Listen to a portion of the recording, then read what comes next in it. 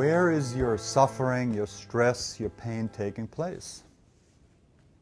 That's an odd question, and what people do, they point out to the offending person or situation that they're having a trouble with.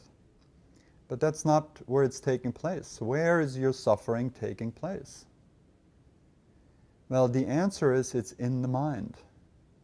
It's inside of you that it's taking place. But we don't look there. There's a story of Nizamuddin. Nizamuddin is this Sufi character, and there are many stories about him, and you don't ever quite know if he's sort of a crazy guy or if he's a wise man, and he's probably some of both. So this story goes like this. It's 2 o'clock in the morning, and Nizamuddin's neighbor can't sleep. He's looking out the window, and there is Nizamuddin coming home after a long night in the taverns.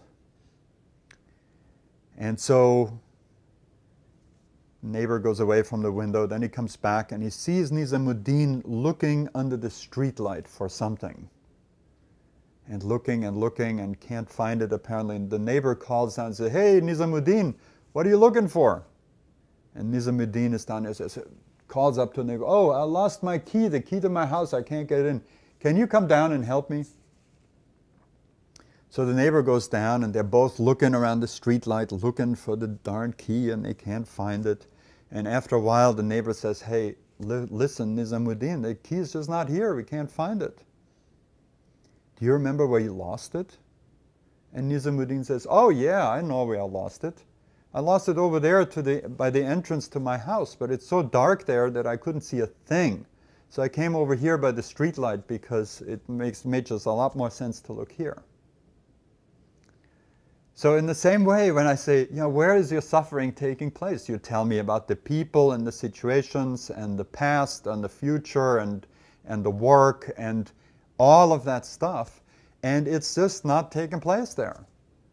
Your suffering is taking place inside of yourself, in your mind.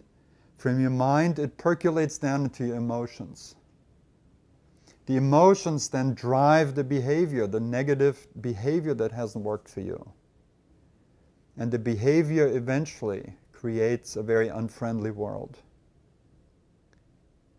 So we can work with this now on all the different levels. We can work on the level of physical manifestation. We can take a pill, and sometimes that's exactly the right thing. But when you take a pill, is that going to change your mind?